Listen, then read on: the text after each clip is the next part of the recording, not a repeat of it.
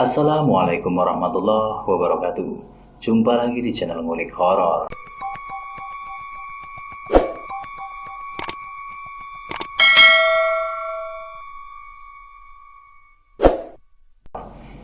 Seperti biasa, Mimin ingatkan bagi yang belum subscribe atau pendatang baru, silahkan klik tombol subscribe-nya dan juga loncengnya agar tidak ketinggalan notifikasi terbaru dari channel Ngulik Horor, dan juga berikan komentar positif agar channel ini bisa tumbuh menjadi lebih baik ke depannya.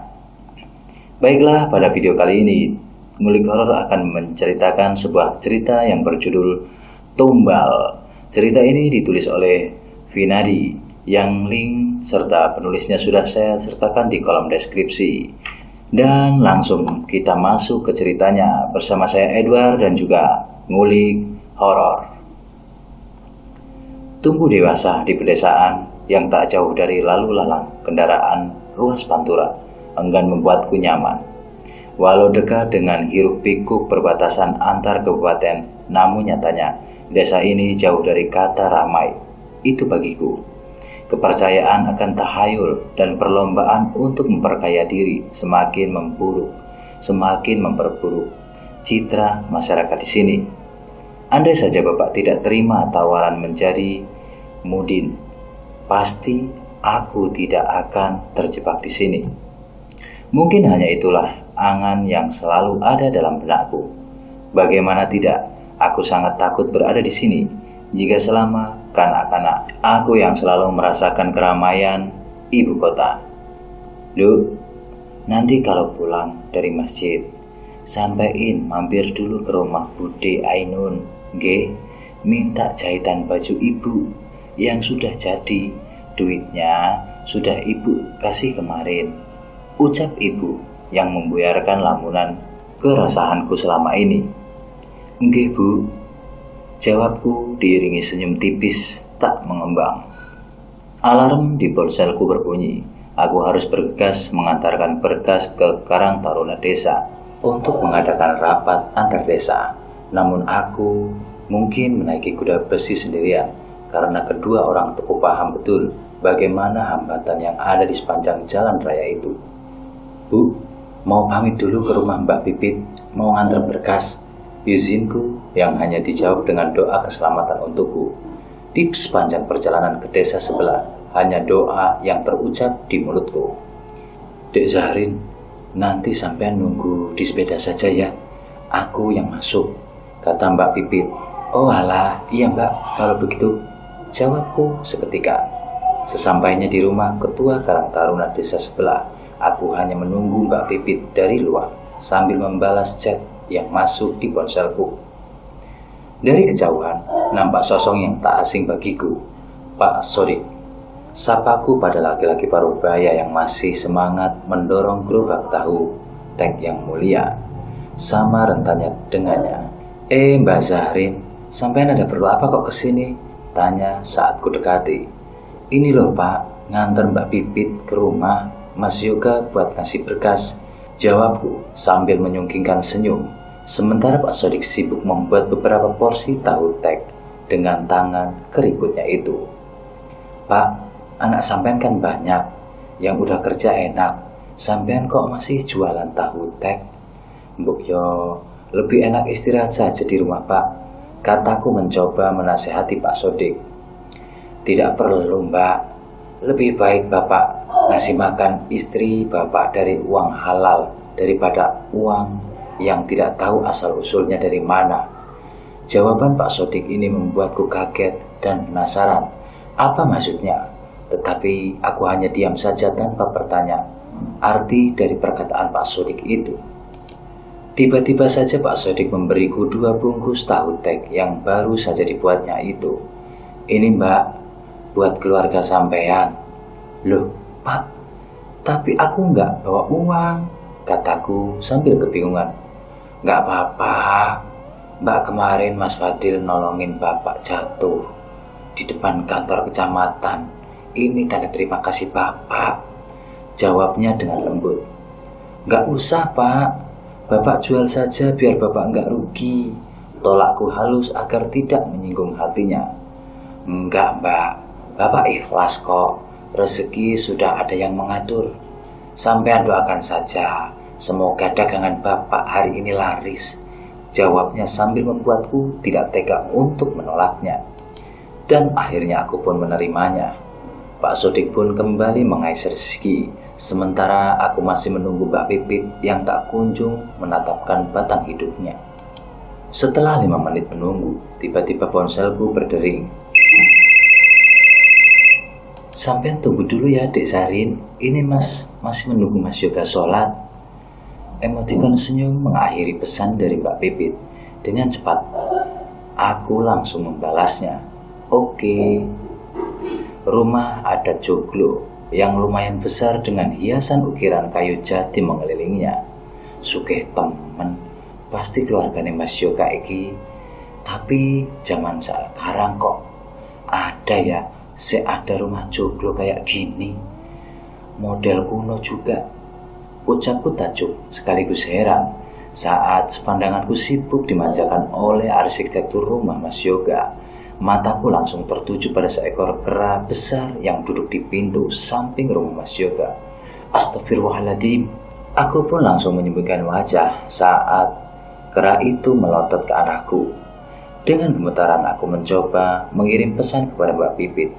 Mbak, tolong jangan lama-lama, keburu maghrib nanti. 2 centang terlihat berwarna biru menandakan Mbak Pipit sudah membacanya. Sebentar ya, ini masnya belum selesai sholat. Nanti tak bawain lumpia, tenang aja. Balasnya selang beberapa menit, pesanku dibacanya tadi. Dan akhirnya, aku harus pasrah menunggu Mbak Pipit. Sementara kera itu tetap memandangiku, yang di tengah selimuti ketakutan. Sosok laki-laki berpeci hitam membuyarkan bulu kuduku yang sedari tadi berdiri. Sarin, kok ndak masuk? Sapa pria itu dengan ramah kepadaku. Hehehe, nggak usah Pak Rozi, aku di sini aja. Sampean dari mana Pak? Kataku sedikit cengengeskan. Dari rumah sampean nemui bapak sampean. Ternyata anaknya ada di sini. Jawabnya dengan suara yang sangat halus, mirip banget seperti bapak. Atau memang setiap mudin diwajibkan ngomongnya halus seperti ini ya? Saat Pak Rosi selesai berbicara, lantas keluarlah Mbak Pipit menenteng beberapa gorengan lumpia di tangannya. Oh alah, sama Dek Pipit toh. Lah, sekarang mau kemana? Tanya Pak Rosi kepada kami. Kami mau pulang Pak Mudin, sebentar lagi sholat maghrib. Mbak Pipit berpamitan dengan Pak Rosi. Oh alah, iya hati-hati ya di jalan. Nggih Pak Mudin, monggo. Akhirnya kita pun pulang. Tetapi sepanjang perjalanan, aku selalu terbayang kera di rumah Mas Yoga itu. Apakah itu kera sungguhan atau hanya kera jadi-jadian? Sesampainya di rumah, aku memberikan tahu, tek, dan lumpia itu untuk dimakan bersama keluarga. Dari mana ini, Nduk? Tanya ibuku. Tahu tek ini dari Pak Sodik, kalau lumpia ini dari Mas Yoga, Bu. Jawabku seraya mengambil beberapa piring dari rak. Tumben Pak Sodik ngasih tahu tek. Ibu heran. Nggih Bu, kemarin katanya Mas Fadil nolongin Pak Sodik jatuh di depan kantor kecamatan. Lah, ini tanda terima kasihnya. Jawabku sambil memakan sebungkus tahu tek pemberian Pak Sodik. Oh alah, yang kemarin. Bu ya nggak usah sampean terima toh Dek. Kan kasihan buat jualan Pak Sodik. Sabar Masku, yang siap berangkat ke masjid. Wong Pak Sodiknya sendiri kok yang ngasih Mas. Padahal udah aku tolak, tapi orangnya maksa. Aku berusaha membela diri. Sudah, gak usah dibesar-besarkan, dimakan saja rezeki itu. Ibu melerai pembicaraan kita. Setelah selesai makan, tibalah azan maghrib. Aku pun bergegas menuju masjid, sedang ibu sholat di rumah. Seusai sholat maghrib berjamaah, aku mengambil jahitan ibu, lalu kembali ke rumah. Pak Mudin, desa sebelah yang namanya Pak Roji itu pelihara kera ya? Tanyaku kepada bapak yang juga baru pulang dari masjid. Tapi pertanyaan ini tidak dijawab bapak. beliau malah sibuk makan lumpia tadi. Ih, Bapak, kan aku nanya, kataku kesal kepada Bapak, sedang Bapak hanya membalas kesalahanku dengan nyengir Buddha. Kok sampean tahu ada kera di rumah Mudin Roji? Mas Yoga penasaran. Iya Mas, pas nganterin berkas ke rumah Mas Yoga, tadi aku nunggu di luar rumah. Pas lihat pintu sebelah barat ada kera gede banget, lagi melotot. Aku mengisahkan kejadian yang aku alami tadi dengan antusias. Jarang-jarang loh Dik, bisa lihat keranya Mas Mudin Roji keluar. Ini Jumat, legi kan Pak? Kata Mas Fadil. Nggih, ini Jumat lagi. Wis, jangan aneh-aneh, sholat saja yang benar, jawab Bapak yang membuat Mas Fadil hanya tersenyum kecut.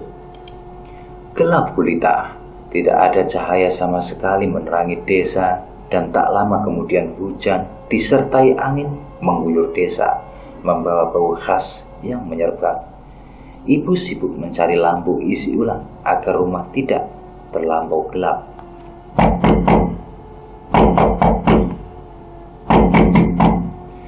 Seseorang berdiri memakai jas hujan di depan rumah yang kini terlihat sedang bercakap dengan Bapak dan Mas Fadil.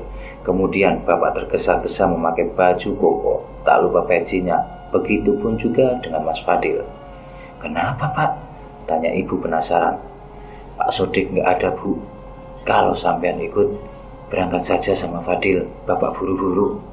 Dengan payung yang membentang, Bapak pergi mengurus jenazah Pak Sodik. Bu, masa aku di rumah sendirian? Gak asik. Kan aku takut gelap kayak gini. Kataku meminta agar ibu tetap di rumah saja bersamaku. Gak usah aneh-aneh. Sampean di rumah emak aja. Nanti ibu panggil kalau sudah pulang. Jawaban ibu yang mau tidak mau aku harus turuti. Petir menggelegar. Baru kali ini hujan sangat tidak bersahabat. Suara tokek menggema di rumah, dan burung gagak pun tak lupa menyampaikan duka cita untuk Pak Sodik. Jenazahnya jadi monyet. Tiba-tiba terdengar seseorang dari luar rumah, namun wajahnya samar-samar karena kondisi kampungku sangat gelap. Astagfirullahaladzim, ucap Bibi Yuli, adik bungsu dari ibuku. Setelah mendengar itu, beneran itu Bi, jenazahnya jadi monyet? Tanyaku yang tidak percaya. Wallahu a'lam Dok, kita tidak boleh sembarangan menerima fitnah terhadap jenazah Pak Sodik.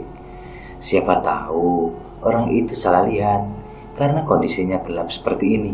Bibi Yuli menasihatku agar tidak sembarangan menerima berita yang belum jelas ini.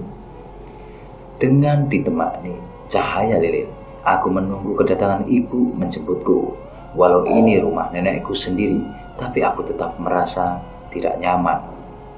Waktu berlalu, namun hujan tak kunjung reda, malah semakin deras saja.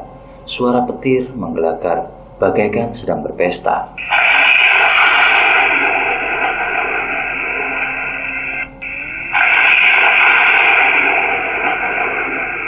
Bi, kalau hujan begini, apa enggak banjir kuburannya? Tanyaku pada Bibi Yuli yang sedang menyusui anaknya yang entah kenapa tetap terjaga malam ini. Kayaknya sih, iya Dok, jawab Bibi Yuli singkat. Kasihan ya jenazahnya almarhum Pak Sodik, padahal orangnya baik loh Bi. Tadi sore aja sebelum meninggal almarhum ngasih aku 2 bungkus dagangannya. Padahal udah aku tolak, malah beliau maksa. Aku mengingat lagi kebaikan Pak Sodik kepadaku sore tadi. Kalau Bibi sih lebih kasihan sama Bu Imah, kan beliau kena stroke dan yang rawat itu Pak Sodik sendirian, kata Bibi Yuli. Lah, Pak Sodik kan anaknya banyak Bi, tanyaku penasaran. Iya, anaknya banyak, tapi Pak Sodik sendiri yang minta buat ngerawat Bu Imah sendiri. Gak tahu alasannya kenapa, kata Bibi Yuli. Tadi aku sempat nanya ke almarhum, kenapa nggak istirahat saja di rumah? Kan orangnya sudah sepuh, toh anaknya juga mapan semua. Orangnya malah bilang lebih baik nyari uang yang halal buat istrinya. bukan minta uang anaknya. Aku menceritakan kembali pertemuan akhirku dengan Pak Sodik sore tadi. Nasib orang gak ada yang tahu ya, Duk. Dulu Pak Sodik itu kaya raya. Cabang warung tahu teknya ada di mana-mana. Keluarganya serba berkecukupan. Pas istrinya sakit, dijualah sedikit demi sedikit hartanya. Jadi ya, kayak sekarang cuma jualan keliling. Tapi anehnya, anak-anaknya gak ada yang hidupnya melarat, malah makin jaya semua. Bibi Yuli menceritakan kepadaku tentang kondisi Pak Sodik ketika masih hidup dulu. Jam ponsel menunjukkan pukul 21.00. Normalnya orang yang meninggal selepas maghrib sudah selesai penguburannya jam segini. Tetapi nyatanya ibu atau bapak dan Mas Fadil pun belum pulang juga. Duk, nanti tidur di sini saja. Kelihatannya ibumu pulangnya malam. Terdengar suara emak dari kamarnya, sedang aku baru saja selesai menunaikan kewajiban hingga akhirnya terlelap di sana untuk beberapa saat. Terasa seorang menggoyang-goyangkan tubuhku agar aku terbangun. Duk, ayo pulang. Tanyanya itu suara ibu. Dalam keadaan setengah sadar, aku berjalan pulang dan diiringi hujan rintik yang tak kunjung reda. Bapak sama Mas Fadil kok belum pulang, Bu? Tanyaku saat membuka pintu kamar. Bapakmu sama Mas Fadil masih di kuburan. Sampean tidur saja. Sana, nanti juga nyala listriknya. Ibu menyuruhku tidur, walau tahu aku tidak terbiasa tidur dalam keadaan gelap. Karena sudah terlanjur dikuasai oleh rasa kantuk, aku pun tertidur diiringi cahaya dari lilin kecil dan terlupakan oleh kejadian malam ini.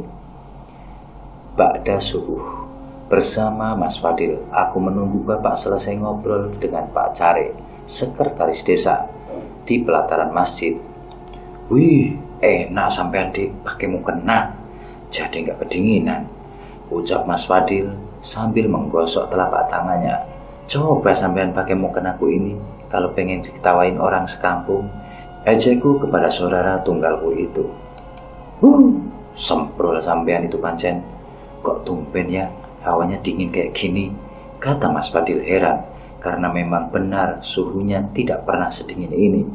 Mungkin karena hujan semalaman, Mas, jawabku mencoba positive thinking. Setelah menunggu beberapa menit, akhirnya usai sudah obrolan Bapak dan Pak Care Honi.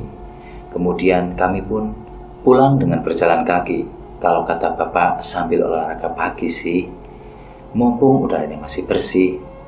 Sepanjang perjalanan, aku mendengar pembicaraan orang yang gosip tentang almarhum Pak Sodik. Walaupun obrolan mereka terhenti saat Bapak menyapa mereka, tetapi mereka tetap melanjutkan perbincangan itu setelah kami baru saja berjalan beberapa langkah. Karena hari ini angka di kalender berwarna merah, maka penghuni rumahku libur sementara dari aktivitasnya. Saat tengah bersantai di ruang tamu, rasa penasaranku pada kejadian semalam pun muncul, hingga membuatku menanyakan hal yang sangat konyol kepada Mas Fadil yang sedang menyeruput kopi paginya. Mas, emang bener ya jenazah Pak Sodik jadi monyet? Katanya sih iya Dek, tapi Mas gak tahu soalnya gak ikutan mandikan. Bapak yang ngurus jenazahnya sampai selesai. Kalau berani tanya aja sama Bapak, jawab Mas Fadil yang malah menyuruhku untuk bertanya pada Bapak. Ya, walaupun Bapak selalu melarang kita membicarakan aib orang yang meninggal, tapi ya namanya juga manusia, belum puas jika rasa pertanyaannya di benaknya belum terjawab. Takut aku Mas kalau nanya sama Bapak. Tapi kan sampean ikut ngaji pas jenazahnya belum masuk keranda Mas, tanyaku sambil masih penasaran. Biasanya sih gitu, tapi tadi malam Mas sibuk ngurusin kuburannya Pak Sodik yang banjir Dik, kasihan, jawab Mas Fadil yang tidak sengaja membahas kejadian di liang lahat Pak Sodik. Hujannya kayak gitu ya jelas banjir lah, terus ngurusnya gimana Mas? Awalnya yang bantuin buat nguras banyak, tapi makin lama airnya makin penuh, jadi ya nggak dikuras lagi Dek. Soalnya udah pada pegal semua. Rencananya mau dikubur hari Sabtu sambil nunggu banjirnya surut. Tapi kata keluarganya, kasihan jenazahnya, jadi ya terpaksa dimasukkan saja. Obrolan ini akhirnya terpaksa terhenti karena ada bapak yang ikut duduk di ruang tamu dengan kita. Pak Sodik kan meninggal Jumat lagi ya Pak. Katanya kalau meninggal hari itu pakai ditungguin kuburannya biar gak dicuri orang. Kataku pada bapak yang sibuk membolak-balik berkas pentingnya. Enggih Nduk, tunggu anaknya gantian katanya. Tapi aslinya sih gak usah, zaman sekarang kok masih percaya sama begituan, jawab bapak yang masih sibuk mengecek berkasnya itu. Tadi ibu lihat anaknya yang bungsu berangkat ke kuburan. Kasihan padahal baru nyampe sini, sahut ibu yang membawakan teh untuk bapak. Jauh-jauh dari Jakarta buat jagain kuburan bapaknya, ledek Mas Fadil. Ya salah sendiri gak pernah mau pulang, kok nurutin istrinya. Padahal orang kayak naik pesawat juga paling berapa jam udah nyampe sini. Malah gak pernah nengokin orang tuanya, alasannya sibuk lah, keluar negeri lah. Kok gak inget dulu bapaknya manjain dia kayak gimana. Sekarang ya kualat, gak bisa lihat orang tuanya itu lagi, kata ibu yang gregetan dengan kelakuan anak Pak Sodik. Aneh sih lihat ibu ngomongin aib orang lain, tapi mungkin itu juga sebagai teguran untukku dan Mas Fadil agar tidak bersikap seperti anak Pak Sodik. Saat aku sedang menyapu teras rumah, seseorang dengan motor metik berhenti di depan gerbang yang ternyata orang itu adalah Paman Udin, suami Bibi Yuli. Cak, kuburannya ambles, kata Paman Udin saat masuki rumahku. Kok bisa? Kan ditungguin anaknya. Bapak keheranan karena kejadian ini sungguh aneh. Makanya itu Cak, aku yuk kaget, tak kira bohong. Pas tak cek ternyata beneran. Sekarang ramai di kuburan, sambung Paman Udin lalu mengajak bapak ke kuburan untuk menyaksikan sendiri kejadian langka ini. Aku dan Mas Fadil segera menyusul bapak karena dikuasai oleh rasa kepo yang bergejolak. Ternyata benar, kuburan Pak Sodik ambles rata dengan tanah. Bahkan nisannya pun tinggal bagian tulisan innalillahinya saja yang terlihat. Baru saya tinggal ambil air di sebelah, sudah begini, kata anak bungsu Pak Sodik yang ternyata juga tidak mengetahui penyebab amblesnya kuburan bapaknya. Warga berinisiatif agar kuburan Pak Sodik dibongkar untuk mengecek apakah kain kafannya masih ada ataukah tidak. Tetapi anaknya dari Pak Sodik menolaknya dengan alasan tidak mau membebani ibunya yang sedang sakit, hingga terpaksa warga pun menurutinya. 3 hari pasca kematian Pak Sodik, warga desa sudah mulai melupakan kejadian itu. Ba'da asar setelah pulang dari kampus, aku melihat bapak menggonceng ibu dan mereka terlihat sangat tergesa-gesa. Palingan juga ada orang meninggal lagi, batinku, karena bukan rahasia umum. Jika ada orang yang meninggal di pasaran Legi, pasti akan mengajak beberapa teman untuk ikut berikutnya. Duh, nanti tolong anterin emak ngelawat ya, kata emak saat berjalan melewati rumahnya. Nggih mak, emang siapa mak yang meninggal? Tanyaku. Bu Imah Duh, cepetan kamu sholat, terus kita berangkat. Aku pun secepatnya pulang ke rumah dan seusai sholat asar aku mengantar emak takziah ke rumah istri Pak Sodik itu. Kasihan ya, suaminya baru aja meninggal, istrinya juga ikut meninggal. Ibu-ibu mulai menggosip saat aku baru memarkirkan motorku. Jenazahnya baru selesai dimandikan, kok udah diomongin sibuk. Sambarku hingga membuat ibu-ibu tersebut diam. Saat memasuki rumah almarhumah Bu Imah, aku langsung terkejut mendapati yang terbungkus kain kafan bukanlah tubuh kaku Bu Imah, melainkan seonggok kedegok pisang yang seukuran dengan tubuh almarhumah. Astagfirullahaladzim, ucapku spontan. Kenapa Duk? Tanya emak kaget. Gak apa-apa, Mak. Jawabku seolah tidak terjadi apa-apa. Kemudian aku dan emak duduk untuk ikut membaca Yasin dan tahlil bersama ibu-ibu takziah yang lain. Karena makruh mengubur jenazah di sore hari seperti ini, maka penguburan dilakukan ba'da sholat maghrib. Saat aku kembali pulang, aku masih terbayang jenazah Ibu Imah yang berubah jadi kedebok pisang. Setelah mengubur jenazah, Bapak langsung mandi karena takut ada kena sawan lagi. Sebab pernah kejadian, waktu itu Bapak hanya mencuci tangan dan kakinya setelah dari pemakaman. Namun beberapa jam kemudian aku seperti ketempelan barang halus yang terbawa dari kuburan. Pak, lancar tadi nguburnya. Aku memastikan apakah pemakaman istri Pak Sodik berjalan dengan lancar. Alhamdulillah, Duk. Cuma tadi kuburnya kekecilan, jadi harus digali lagi. Mungkin yang gali tadi salah ngukurnya. Walaupun tadi terjadi keanehan, Bapak tetap saja berpikir positif. Berbanding terbalik dengan Masku Fadil. Bahkan kita berdua sering berpendapat kalau kita bukan anak kandung Bapak karena saking bedanya pemikiran kita. Pak, maaf loh, kalau nggak salah, Zahrin lihat itu bukan jenazah Bu Imah, tapi kayak kedebok pisang. Ucapku tanpa memikirkan bagaimana reaksi Bapak setelahnya. Masa sih deh, saut Mas Fadil. Beneran Mas, tanya aja sama Bapak. Kataku meyakinkan, tetapi Bapak terlihat malas menjawab pertanyaan konyol anaknya ini. Orang mati itu sudah ada yang ngatur. Kita ndak bakal tahu mati dalam keadaan seperti apa. Wis, ndak usah dibahas. Kasihan orangnya nanti terbebani kalau diomongin terus seperti ini. Bapak menasihati agar aku menghentikan pembahasan ini.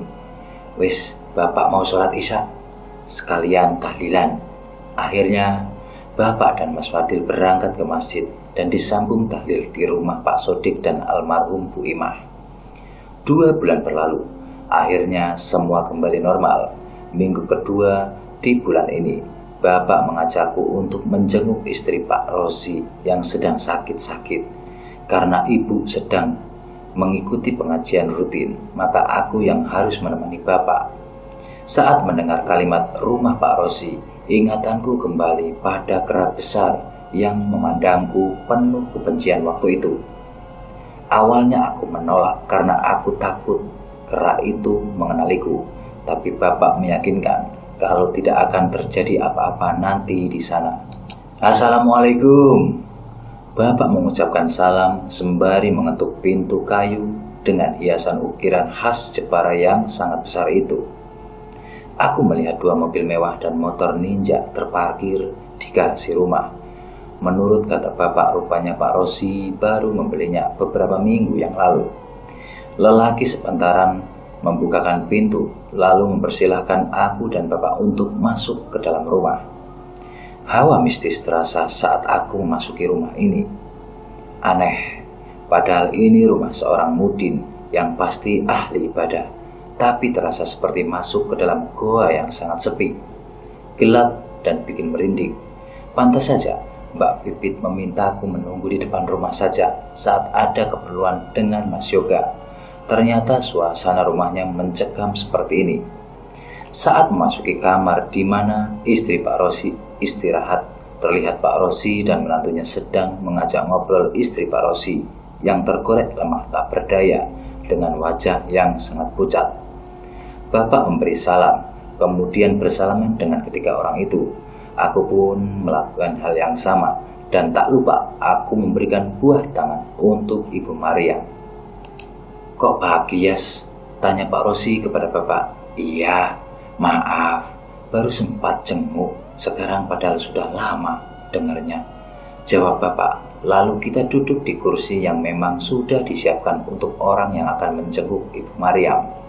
Seharusnya tidak usah bawa kayak gini, Pak. Sampai datang jenguk ibu saja kita sudah senang, kata menantu Pak Rosi yang entah siapa namanya. Namanya juga jenguk orang sakit, ya kudu bawa oleh-oleh, biar yang dijenguk semangat untuk sembuh, gitu kan ya. Jawab bapak yang langsung disambut anggukan oleh Ibu Maryam. Kemudian beliau tersenyum. Kalau boleh tahu, sakit apa nggih Yu? Tanya bapak. Oh iya, saya jelaskan sedikit. Yu dalam bahasa kami berarti panggilan untuk kakak perempuan seperti Mbak Yu. Kemarin pas diperiksa, katanya asam lambung. Wong si Maryam ini ndablek, kok disuruh dirawat dokternya saja yang ke rumah. Pak Rosi menjelaskan tentang kondisi istrinya karena Ibu Maryam terlalu lemah untuk berbicara. Mas Yoga membawakan 2 gelas minuman serta beberapa lumpia untuk aku dan bapak. Lucu juga sih kalau dibayangkan, karena kalau kesini pasti disediakan lumpia. Ini Zahrin, anak sampean yang kecil itu ya Pak? Tanya menantu Pak Rosi pada bapak. Namanya juga orang Indonesia, ada saja bahan untuk sekedar basa-basi. Iya Nduk, ini Zahrin. Yang gede alhamdulillah sudah mapan, tapi kok ya disuruh nikah, susahnya minta ampun. Jawab bapak langsung disambut tawa seisi kamar. Mungkin belum dapat jodoh paling Pak. Fauzi yo gitu, malah sekarang tambah jauh ke Papua. Disuruh pulang katanya isinya susah. Sahut menantu Pak Rosi.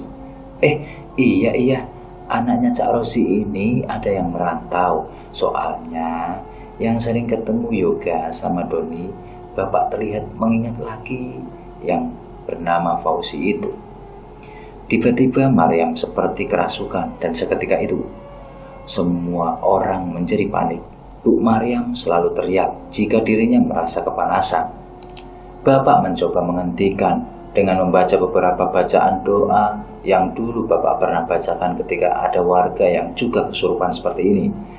Selang beberapa menit kemudian, akhirnya Bu Maryam kembali normal, seperti semula. Bahkan ia pun tertidur, mungkin karena kecapean. Aku dan bapak kemudian memutuskan untuk pulang, lalu Pak Rosi meminta maaf atas kejadian tadi. Bapak berpesan jika terjadi apa-apa pada Ibu Maryam, maka sebaiknya Pak Rosi segera menghubungi bapak saja. Setelah berpamitan, kita akhirnya pulang ke rumah. Bapak memintaku agar merahasiakan kejadian ini pada keluarga di rumah, dan dengan sangat terpaksa, aku pun harus menurutinya. Bulan berganti tanpa disadari, waktu terasa lebih cepat dari hari di kalender. Bapak mendapat kabar bahwa Bu Maryam telah mengembuskan nafas terakhirnya pagi hari tadi setelah kepalanya terbentur pinggiran meja. Ibu meminta agar berada di rumah saja selama ibu bapak pergi untuk taksiah ke rumah Ibu Maryam. Kalau takut, sampean ke rumah emak saja. Apa ibu harus minta Biuli kesini nemenin sampean? Tanya ibu kepadaku. Mboten Bu, nanti teman-teman kampus katanya mau main kesini. Jawabku seraya membersihkan rumah sebelum teman-temanku datang. Jangan lupa teman-temannya beliin makanan, duitnya ada di kamar ibu. Sampean tinggal ambil saja. Kalau mau minuman ada di kulkas. Ya wes, ibu sama bapak mau pamit dulu. Setelah berpamitan, akhirnya ibu pun pergi untuk taksiah. 30 menit kemudian datanglah beberapa teman-teman kampusku. Ibumu kemana Rin? Ucap dari salah satu temanku. Kebiasaan ya, Mbok yo salam dulu, biar after gitu loh. Bentak aku sambil membantu mereka memarkirkan motor mereka biar tidak mengganggu aktivitas warga. Iya, Assalamualaikum. Sudah kan? Katanya. Waalaikumsalam. Ayo silakan masuk. Tak ambil pesanan dulu, gak usah malu-malu. Anggap saja kayak rumahku. Candaku yang dirangkai dengan tawa dari teman-teman. Kemudian aku mengambil pesanan di penjual bakso depan rumahku. Ibumu mana Rin? Sari menanyakan kembali pertanyaan tadi ketika aku datang. Ibu sama bapak taksiah, jawabku sambil menatap piring dibantu oleh Herman. Taksiah kemana? Sahut Henry, kembaran Herman. Ke rumah Mudin desa sebelah, yang anaknya Kating itu loh Mas Yoga. Jelasku kepada mereka. Yoga yang ganteng, anak bem itu kan? Sambar Sari yang dari awal memang suka sama Mas Yoga. Engke, Nek Boso. Engke monggo ayo Maem. Dulu biar semangat, aku mempersilahkan teman-temanku untuk makan. Emangnya siapanya Mas Yoga yang meninggal, Rin? Tanya Sari yang mulai penasaran. Ibunya Sar, kasihan udah sakit lama. Jawabku seraya membantu teman-temanku mengisi bakso yang super jumbo itu. Kasihan ya, aku nanti gak punya ibu mertua dong, kata Sari yang disambut sorakan dari teman-temanku. Aku punya cerita nih. Jadi dulu pas awal-awal aku masuk BEM, aku diajak salah satu keting juga buat ngasih proposal gitu ke Yoga. Kebetulan hari Jumat, jadi kuliah libur. Karena Yoga ketua, jadi dia bagian ngecek berkas sama tanda tangan kalau udah bener isinya. Rumahnya kan gede tuh. Aku baru cerita aja udah merinding. Dion menghentikan ceritanya karena bulu kudunya mulai berdiri.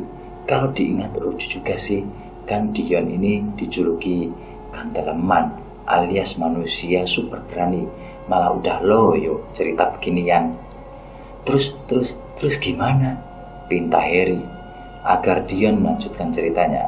Aku ngetuk-ngetuk pintunya yang gede banget tuh.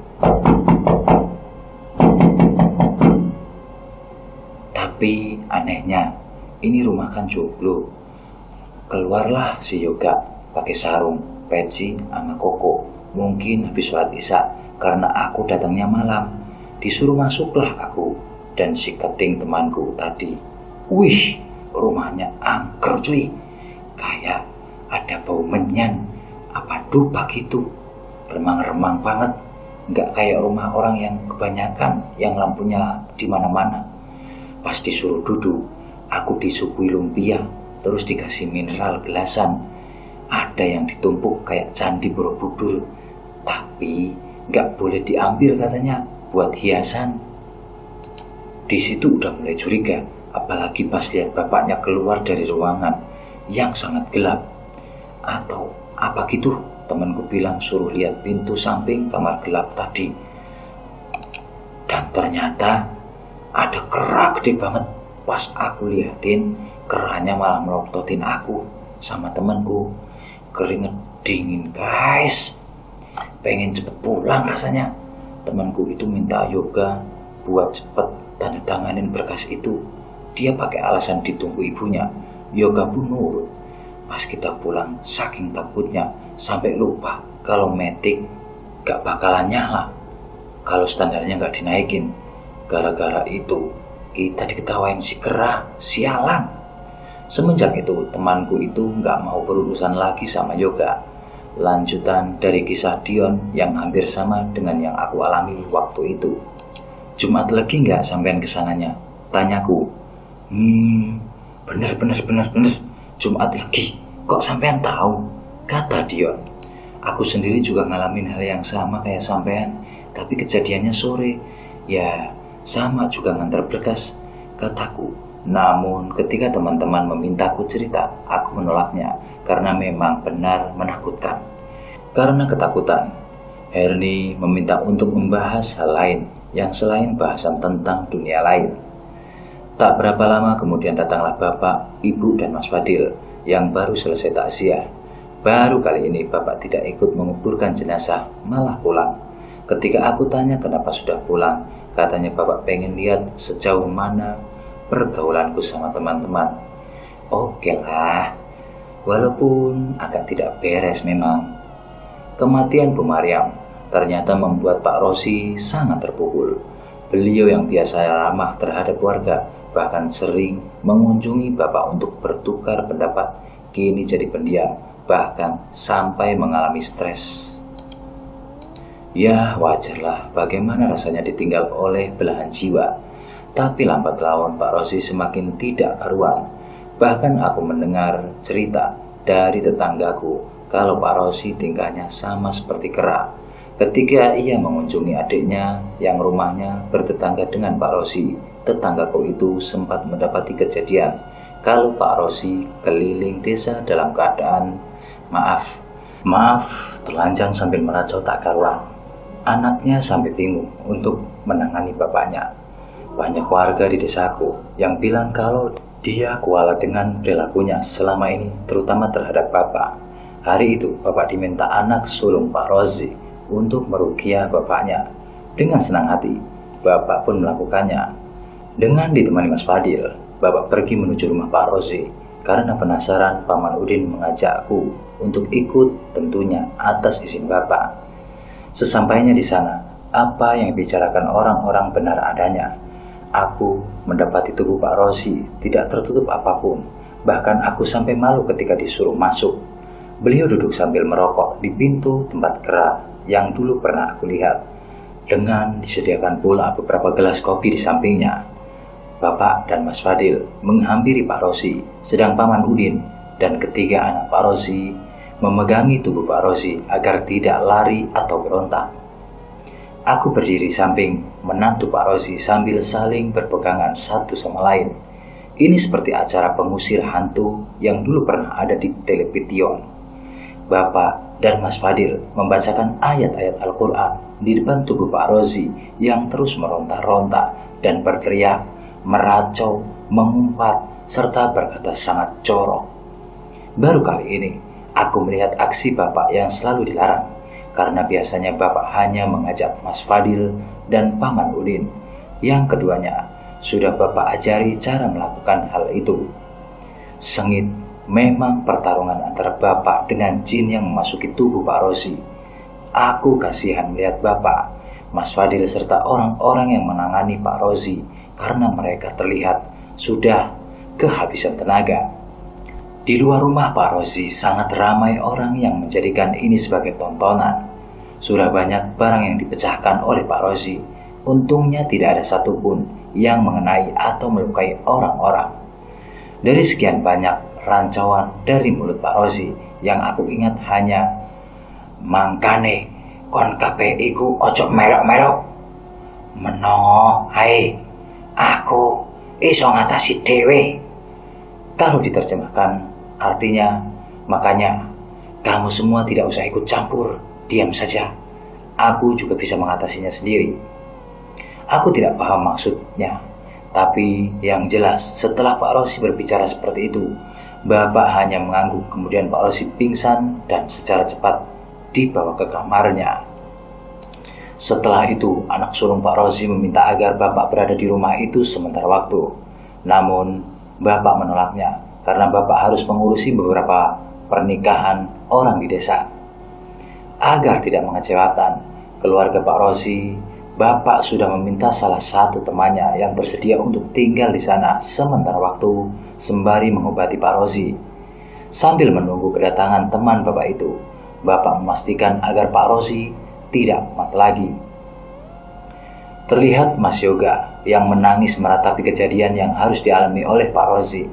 15 menit kemudian, sampailah teman bapak itu.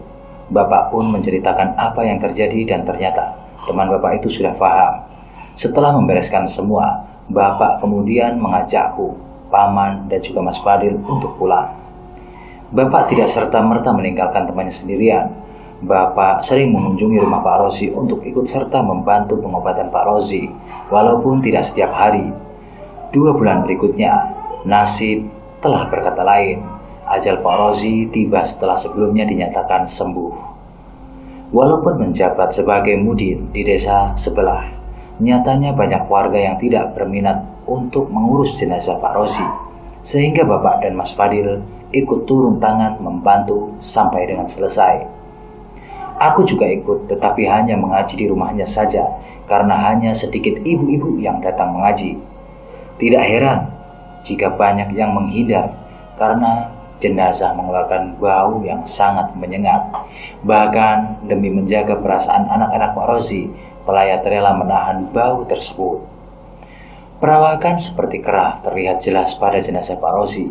Banyak sekali kendala yang didapati saat pemakaman Pak Rozi.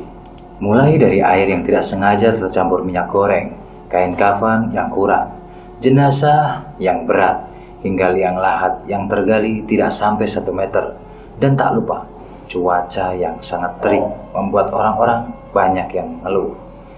Mungkin Allah sedang menunjukkan kuasanya kepada kita semua yang masih hidup agar tidak meniru perilaku Pak Rozi semasa hidupnya. Seusai pemakaman Pak Rozi, Bapak diminta untuk menjadi mudin, sementara sampai warga desa sebelah mendapat mudin yang baru. Setelah sekian lama memendam pertanyaan, akhirnya dengan sedikit keberanian aku meminta Bapak untuk menceritakan asal-muasal kejadian ini. Walaupun awalnya Bapak menolak, tetapi akhirnya lulus juga ketika aku dan Mas Fadil mendesaknya. Bapak pun menceritakan ini dengan tujuan agar aku dan Mas Fadil bisa mengambil pelajaran dari kisah Pak Rozi. Semua kisah ini berawal ketika Bapak dan Ibu menikah. Diawali menikah Bapak masih mengajar di sekolahnya dulu. Namun 6 bulan kemudian Bapak dipindah mengajar di madrasah dekat kantor kecamatan desa Ibu. Masih 8 bulan pernikahan, Bapak diminta Pak Kepala Desa masa itu untuk sementara waktu menggantikan mudin yang sedang sakit keras. Awalnya Bapak menolak, tetapi karena dukungan dan keluarga, Bapak pun mau menerimanya. Beberapa bulan kemudian, mudin desa meninggal dunia karena mudin hanya lengser ketika dirinya meninggal. Maka semenjak wafatnya mudin itu, Bapak diangkat menjadi mudin. Banyak sekali pro dan kontra selama pengangkatan Bapak karena menurut mereka mudin harus warga asli desa, sedangkan Bapak bukan warga asli. Dan seseorang yang paling kontra terhadap Bapak adalah Pak Sodik. Dulu Pak Sodik adalah orang terpandang di desa, kaya raya, bisnis tahu teknya sukses, bercabang di mana-mana. Sawahnya banyak, hampir seprapat sawah di desa ini dulunya milik Pak Sodik. Anak-anaknya difasilitasi kehidupan mewah, dimanapun kerja pasti diterima karena ada uang, tetapi semua itu dapat dengan cara yang salah. Dia memelihara seekor kera yang didapatkannya dari hasil menumbalkan anak ketiganya yang tidak berdosa. Segala macam cara dilakukan oleh Pak Sodik dalam menjatuhkan Bapak. Bahkan dulu sempat Bapak difitnah pembawa sial karena banyak warga yang meninggal setelah Bapak terpilih menjadi mudin. Padahal nyatanya Pak Sodiklah yang menjadikan tumbal warga sebagai sesaji untuk keranya itu. Di awal-awal memang Bapak merasa terbebani akan semua ini, apalagi waktu itu Mas Fadil masih kecil. Namun atas semangat dari keluarganya, Bapak tetap melanjutkan amanah yang sudah diberikan kepadanya. 4 tahun setelahnya, Pak Sodik meminta Bapak turun dari jabatannya agar bisa digantikan oleh anaknya, yaitu Pak Rozi. Bahkan Pak Sodik mau membayar Bapak 100 juta demi wujudkan keinginan anaknya itu. Tetapi dengan tegas Bapak menolak dan tetap menjalankan tugasnya menjadi mudin. Waktu itu ibu sedang hamil. Karena banyak desakan dari keluarga Pak Rozi, akhirnya Bapak mundur dari jabatannya dengan alasan membantu mengurus pondok temannya dari ibu kota. Bapak melakukan ini karena tidak ingin ibu terbebani oleh ancaman itu. Setelah bernegosiasi dengan kepala desa, Bapak resmi mundur dari jabatan mudin dan seketika itu digantikan oleh Pak Rozi. Bapak legowo dengan keputusan ini, tetapi Bapak berpesan kepada kepala desa, apabila ada masalah Bapak siap membantu. Kepala desa mengerti maksud Bapak. Bahkan beliau pun tahu siapa dalang di balik semua ini. Seminggu kemudian, keluargaku pindah ke ibu kota. Ya, alhamdulillah, Allah sudah memberi rezeki dengan menghadiahkan keluarga kami sebuah rumah dekat pondok pesantren milik teman Bapak yang memang sudah dikhususkan untuk Bapak. Warga di desa mengira akan ada kebaikan setelah terpilihnya Pak Rozi sebagai mudin, tetapi dugaan mereka salah. Pak Rozi hanya menyalahgunakan jabatannya. Di setiap acara keagamaan, desa Pak Rozi tidak pernah ikut. Urusan untuk pernikahan dipersulit. Bahkan untuk tahlil kematian pun ia tidak pernah hadir sampai anak dari mudin sebelum Bapak yang harus turun tangan. Walau perilaku Pak Rozi sangat keterlaluan, warga tidak berani memprotes karena kekuasaan yang ada di dalam keluarganya. Lambat laun, istri Pak Sodik mulai sedikit sakit-sakitan. Kejadian ini yang membuat beliau tersadar akan kesalahannya. Pak Sodik akhirnya bertekad membuang kera miliknya itu dan berjanji untuk segera bertaubat hingga ia harus menerima konsekuensinya, yaitu jatuh miskin seketika. Karena mengalami perubahan yang sangat drastis dari kaya raya menjadi melarat, satu persatu anak Pak Sodik mulai meninggalkannya, termasuk juga dengan Pak Rozid, yang kemudian melanjutkan pesugihan Pak Sodik tanpa sepengetahuan Pak Sodik. Kepala desa yang mulai muak dengan tingkah laku Pak Rozi memutuskan untuk mencopot jabatan Pak Rozi dan memberikannya kepada anak Mudin yang dulu. Dan karena tersinggung, Pak Rozi akhirnya meninggalkan desa dan pindah ke desa sebelah, membangun rumah yang sangat besar berbentuk joglo sesuai permintaan si kera. Kejadian itu membuat Bu Imah kaget hingga dirinya terkena stroke karena mendengar Pak Sodik merawat Bu Imah sendirian. Adik dari Ibu Imah pulang untuk membantu merawat Bu Imah. Pak Rozi bahagia hidupnya, sukses sebagai penjual lumpia. Tapi kesuksesannya itu yang membuatnya gelap mata hingga menjadikan istrinya sebagai kera pesugihan. Maka tidaklah heran jika istrinya tidak akan terlihat di rumah setiap malam Jumat Legi dan suatu suro. Ketika aku memasuki bangku madrasah sanawiyah, Bapak diminta untuk kembali menjadi mudin di desa karena anak Mudin yang dulu memilih untuk pindah keluar pulau bersama keluarga kecilnya. Dan dengan senang hati, Bapak menerima tawaran itu walaupun ia tahu jika ia harus menanggung beban yang sangat berat.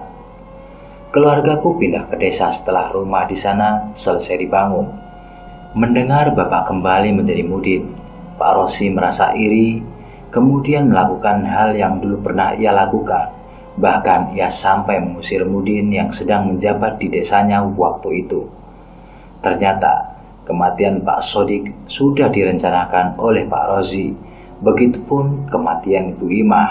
Demi memberi tumbal yang terbaik dari istrinya Pak Rozi, rela mencuri kain kafan bapaknya yang telah ia jadikan tumbal dan juga ibunya.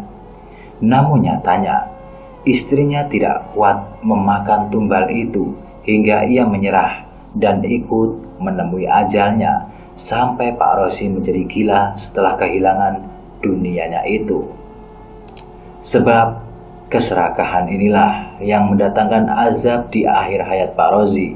Semoga kita semua dijauhkan dari nafsu duniawi dan selalu teringat nikmat dan lebih indah adalah semua yang mendapatkan barokah dari Allah Subhanahu wa Ta'ala. Jika inginkan dunia, maka taklukkanlah duniamu dengan ketaatan, ketakwaan kepada Allah Subhanahu wa Ta'ala dengan senantiasa meningkatkan amal ibadah kita di dunia.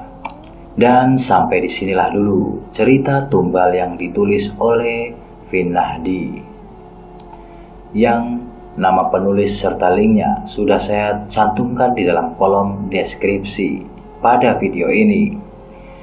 Seperti biasa, Mimin ingatkan bagi yang belum subscribe, klik segera tombol subscribe-nya, bunyikan loncengnya agar tidak ketinggalan notifikasi terbaru dari channel Ngulik Horor ini. Serta sempatkanlah berikan komentar-komentar positif yang akan membangun channel ini menjadi lebih baik ke depannya. Dan saya doakan kepada para sahabat Ngulik Horor agar Allah senantiasa memudahkan jalan kita menuju menjadi lebih baik ke depannya dengan jalan penuh keberkahan. Masih bersama saya Edward, nantikan juga cerita berikutnya pada channel Ngulik Horor. Wassalamualaikum warahmatullahi wabarakatuh.